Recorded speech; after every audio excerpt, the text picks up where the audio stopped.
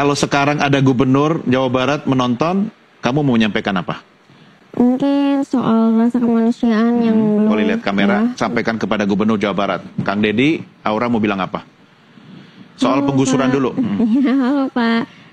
Saya Aura Cinta. Mungkin waktu debat di Subang itu saya belum mendapatkan jawaban yang belum puas. Karena pertanyaan saya intinya itu tentang penggusuran. Inti dari rasa kemanusiaan, penggusuran yang kurang ada rasa kemanusiaannya. Terus tujuannya penggusuran itu apa? Maksudnya pembangunan ini tuh untuk apa gitu? Kurang jelas di situ. Oke.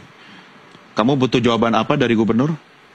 Iya, itu tadi. Butuh penjelasan lengkap. Penjelasan lengkap. Soal wisuda, soal Studi perpisahan, tour. study tour, anak-anak yang terdampak langsung pada program ini pernah nggak ditanya? Jadi menurut saya ini ada dalam Undang-Undang Perlindungan Anak, ada dalam Undang-Undang Sidiknas bahwa mereka itu wajib untuk ditanya sebenarnya stakeholder terkait ini. Baik itu anak dari versi anak, baik itu versi orang tua maupun versi guru-guru. Kalau pakai data pasti lebih kuat lagi gitu Pak. Jadi ini akan bisa bertanggung jawab. Data berkata ini begini. Data itu penting kok dalam melakukan kebijakan publik. Itu ilmu ya, bukan karena kata saya gitu. Pembelajaran study tour yang dimaksud tadi kalau emang memberatkan ya mari kita bikin ketentuannya. Karena sebenarnya peraturan Menteri Pendidikan membolehkan pembelajaran di luar kelas. Misalnya belajar sejarah, oh nih datang ke museum, kan boleh. Kemudian belajar biologi langsung ke hutan terdekat. Kalau itu adalah pembelajaran yang berkaitannya dengan peningkatan kualitas dan kapasitas anak-anak, tapi tidak memberatkan. Tidak bisa juga seluruhnya anak-anak ini nggak boleh sama sekali belajar di luar sekolah. Maksudnya biar jernih. KPAI mah giliran orang kaya, anak artis, anak pejabat. Itu kalau ada apa-apa gercep diurusin sama KPAI. Tapi kalau giliran orang miskin, rakyat-rakyat kecil, itu diurusin tuh kalau nunggu viral dulu. Itu ge bari harus dikaji dulu, ini dulu, itu dulu, bla bla bla bla bla. KPAI dan antek-antek politik yang lainnya dan elit politik yang lainnya, kalau tidak bisa membantu program Pak Deddy saat ini, program gubernur saat ini, tolong jangan dipersulit, tolong jangan dihalang-halangi. Makanya ya KPAI kali-kali turun dong ke masyarakat, lihat realita di masyarakat seperti apa, lihat betapa memprihatinkannya anak bangsa saat ini. Lihat atuh, giliran udah ada yang bantu baru rariweh. Itu KPAI fungsinya apa sih? Bisa nggak dibubarin? Kayak gitu cara nama tepung sih. Sumpah gue lagi kagum banget sama Kang Deddy, Gubernur Jawa Barat yang buat gebrakan. Gue pikir gimmick doang. Yang dia buat aturan kalau anak sekolah anak-anak bakal dimasukin ke markas TNI untuk dididik. Dan terjadi beneran, anak-anak abis tawuran diciduk dimasukin ke markas TNI untuk dididik selama 6 bulan sampai dengan 1 tahun. Anjir, gue pikir cuma gimmick doang. Ini orang beneran bro, sumpah. Sampai-sampai orang tuanya itu pada setuju anaknya buat dimasukin ke situ biar bener. Bahkan ada yang komen juga, Pak, anak saya ini nggak pernah tawuran, nggak pernah make dan sebagainya, tapi nakal, boleh nggak dititipin? Orang tuanya sampai ada yang ngajuin anjir. Ditambah lagi dia buat aturan anak sekolah tidak boleh bawa kendaraan bermotor karena belum cukup umur. Dan itu beneran dilakuin, dan akhirnya banyak pelajar di Jawa Barat itu yang jalan kaki. Dan sumpah baca komennya, enak kan kalau jalan kaki kayak orang dulu, lu bisa kenal sama orang baru, ngobrol di jalan, bangun lebih pagi. Bro, sumpah gue mungkin bukan orang Jawa Barat, gue orang Lampung ya, tapi gue bangga sama gubernur lu pada. BTW Kang Deddy, itu anak sekolah tuh sebenarnya motornya dibawa tapi ditaruh di warung, ya kan? Ini gue baru nemu bahwa ada gubernur ataupun pejabat yang memang melek sama teknologi, yang bisa manfaatin media sosial dengan baik, yang bermanfaat langsung ke masyarakat dan memberikan dampak langsung ke masyarakat. Sedangkan pejabat-pejabat yang ngomong ngapain lu buat konten dan sebagainya, mereka tidak bisa memanfaatkan media sosial, teknologi untuk bisa mengembangkan pekerjaan mereka biar masyarakat tahu dan dia juga tahu apa yang dibutuhin masyarakat. Bener atau enggak? Karena menurut gue banyak instansi-instansi atau pejabat yang menurut gue pribadi itu yang kolot dan gak bisa manfaatin teknologi, sumpah. Sekarang Kang Deddy bisa ngehemat 2 sampai dengan 3 miliar untuk daerah Jawa Barat dari segi media sosial. Pertanyaannya, kenapa gubernur lain ataupun pejabat lain tidak melakukan hal yang sama? Yang jelas-jelas itu bermanfaat loh, dan bukti mengurangi 2-3 M itu bisa dialihkan ke masyarakat langsung. Pertanyaannya, apakah pejabat di daerah kalian bisa sehebat Kang Deddy? Jujur gue bangga sama gubernur lu pada. Dan kritik itu saya sampaikan begini, daripada kita ribut-ribut ngeramein urusan hanya dalam wacana, perdebatan tidak berakhir, mending yuk kita tangani bersama-sama, ya kan? Provinsi Jawa Barat gubernurnya misalnya nanti menangani 1.000 orang anak-anak yang berperilaku khusus. Nanti Komnas HAM nanganin berapa, KPAI nanganin berapa, dengan metodologinya masing-masing.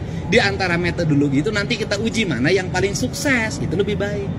Atau saya mengundang Komisi 10, KPAI, Komnas HAM berkunjung saja ke Barat tempat pelatihan.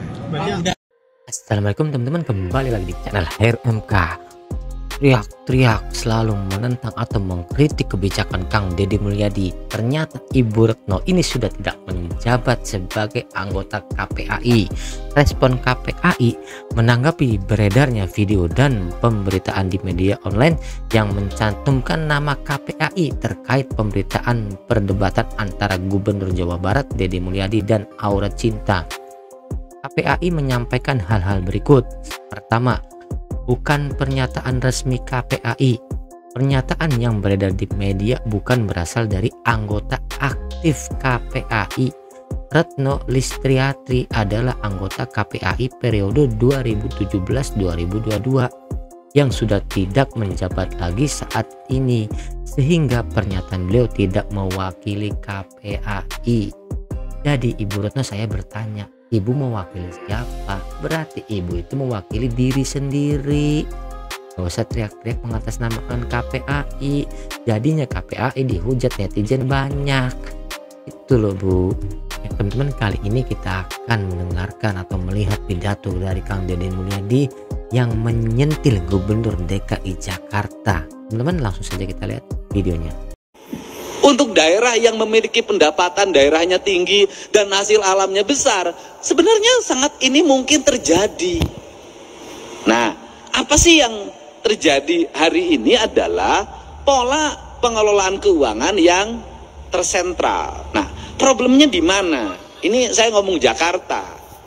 Jakarta ini Pak, penduduknya di bawah 10 juta. APBD-nya 90 triliun. Kalau di Jakarta itu dari 10 juta ada 2 juta kepala keluarga, itu orang Jakarta bisa digaji per kepala keluarga 10 juta. Kenapa? Karena 10 juta dikali 2 juta hanya 20 triliun. Kalau saya gubernurnya bagi. Beda kalau Jabar 50 juta.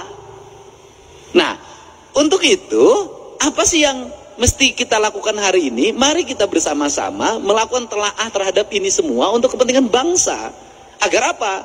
Agar ke depan bangsa kita terus mengalami peningkatan sumber daya manusia. Artinya bahwa sumber daya pendidikannya meningkat, sumber daya ekonominya meningkat, kesejahteraan meningkat. Maka saya selalu berfokus pada keadilan fiskal. Keadilan fiskal saya selalu berfokus pada ketika jadi pemimpin, itu saya selalu punya angan-angan dan punya harapan. Bagaimana punya angan harapan itu adalah pembangunan harus diselesaikan dalam waktu cepat. Setelah itu berarah pada investasi. Nggak bisa pembangunan gini-gini terus. Yang tahun ini menjadi proyek tahun ini, yang tahun ini menjadi proyek tahun ini, yang tahun ini menjadi proyek tahun ini. 5 tahun proyek birokrasi itu juga, negara nggak akan maju sampai kapanpun. Betul. Tetapi yang harus dilakukan adalah apa yang kita selesaikan dalam waktu 1 tahun, apa yang waktu 2 tahun, apa yang waktu 3 tahun, apa yang waktu 4 tahun, apa yang waktu 5 tahun. Ini semuanya tidak boleh berulang. Pekerjaan kemarin harus tidak boleh dikerjakan hari ini lagi. Kenapa? Pembangunnya ke depan. Tujuannya untuk apa? Agar fiskal ini, fiskal yang tahun kemarin itu tidak digunakan untuk tahun ini. Dan negara sudah mulai berpikir untuk membangun kemandirian. Saya itu sudah punya rumusan teman-teman, mudah-mudahan ini bisa dilakukan di Jawa Barat adalah misalnya begini, desa itu berapa sih penduduknya di desa itu? Di desa itu ada potensi apa? Anggaran pembangunan desa itu harus segera dibikin skala prioritas, ditambah plus kabupaten, ditambah subsidi dari pemerintah provinsi, ditambah pusat fokusnya di desa. Kalau di desa itu ada 7 RW, dibagi saja sebenarnya. RW ini bagian desa, RW ini bagian kabupaten, RW ini bagian provinsi, RW ini bagian pusat. Jadi membangun desa paripurna itu bisa selesai dalam waktu 2 tahun. Tahun ketiganya itu anggaran sudah mulai diarahkan, bukan untuk itu lagi, untuk kesejahteraan publiknya, jaminan kesehatannya, jaminan pendidikannya, jaminan hari tuanya. Tahun berikutnya harus lagi mengarah pada investasi, di mana uang itu tidak digunakan lagi untuk pembangunan infrastruktur lagi, karena udah selesai. Digunakan untuk investasi. Investasinya dikelola oleh perbankan daerah, di mana uangnya berputar, dipinjamkan pada lingkungan daerahnya, dan untungnya diperoleh lagi. Ini kan model koperasi zaman dulu sebenarnya, cuman dikelola secara modern. Nah, kemudian uang itu berputar, maka dalam jangka panjang daerah tersebut akan memiliki kecukupan fiskal. Kemudian pembangunannya selesai. Terjadi pada negara mana? Pada Tiongkok. Tiongkok itu pembangunannya dilakukan secara terstruktur, terencana, dilakukan oleh negara dengan waktu cepat, kemudian negara memiliki kecukupan fiskal, kemudian Tiongkok berkembang investasinya, setelah berkembang investasinya, kebutuhan pembangunan di daerahnya dianggap sudah cukup, kemudian mereka punya fiskal yang cukup, mereka harus bergeser ke tempat lain untuk menggeser sumber daya manusianya, sumber daya ekonominya, diputarkan di negara lain, rakyatnya ikut kerja, tetapi setelah proyeknya berjalan, mereka balik lagi dapat duit lagi 2-3 keuntungan. Dia pakai bahan baku dia punya dia pakai sumber daya punya dia, dan punya fiskal punya dia. Rakyatnya kerja, barangnya dijual, setelah itu dia dapat keuntungan lagi, balik lagi ke negaranya. Kita mulai berpikir desa-desa dan kabupaten ke situ. Dan ini harus kembali bahan diskusi. Kenapa? Karena kita punya tugas. Kita ini hari ini adalah pahlawan untuk anak cucu kita ke depan. Tinggal pertanyaannya adalah, apakah anak cucu kita ke depan akan menganggap kita pahlawan atau pengkhianat? 45 dianggap pahlawan. Mungkin 66 masih dianggap pahlawan. 71 mungkin dianggap pahlawan. Pertanyaannya lah, kalau mimpi tentang keadilan tidak segera terwujud di tengah-tengah masyarakat, maka dimungkinkan 30 tahun ke depan Agustusan nggak bikin lagi doa buat kita. Kenapa? Mereka tidak punya catatan reputasi kita dalam membangun keadilan di negeri ini. Nah, inilah kerangka pikir dan kerangka pijak yang harus dibangun oleh kita secara bersama-sama, tanpa kita membicarakan berasal dari partai mana. Karena kita sama-sama berkomitmen membangun negara ini dengan baik, membangun keadilan sosial secara paripurna. Dan keadilan sosial hanya bisa diwujudkan dengan pendekatan fiskal. Nah, yang terakhir, Jakarta ini duitnya banyak. Benar. Tapi Jakarta duitnya banyak, itu duit dari daerah-daerah. Itulah teman-teman pidato gagasan dari Kang Deddy Mulyadi yang sangat memajukan bangsa negara Indonesia, teman-teman. Saya sih yakin kalau Kang Deddy nyalonin jadi presiden pasti jadi nih, karena pemikirannya itu sangat memajukan, sangat ingin negara ini maju.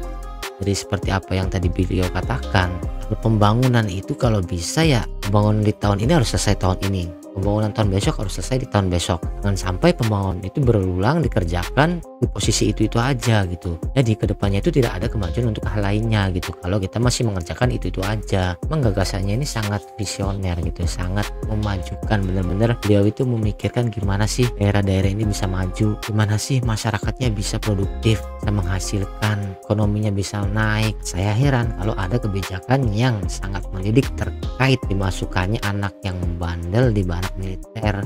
Dia menolak, saya pun heran, karena sebenarnya masyarakat dimasukkan ke barak militer itu untuk mendidik karakternya agar lebih baik lagi. Yang tadinya melawan orang tua jadi tidak berani kepada orang tua, yang tadinya tidak sopan kepada guru yang jadinya sopan gitu loh teman-teman, yang tadinya bolos jadi rajin sekolah. Teman-teman, gimana menurut pendapat kalian terkait kebijakan-kebijakan Kang Deddy Mulyadi yang sudah terlaksana atau sudah dilakukan di lingkungan masyarakat? Tuliskan di kolom komentar. Jangan lupa like, komen, dan subscribe, nyalakan lonceng notifikasinya. Salam netral, assalamualaikum.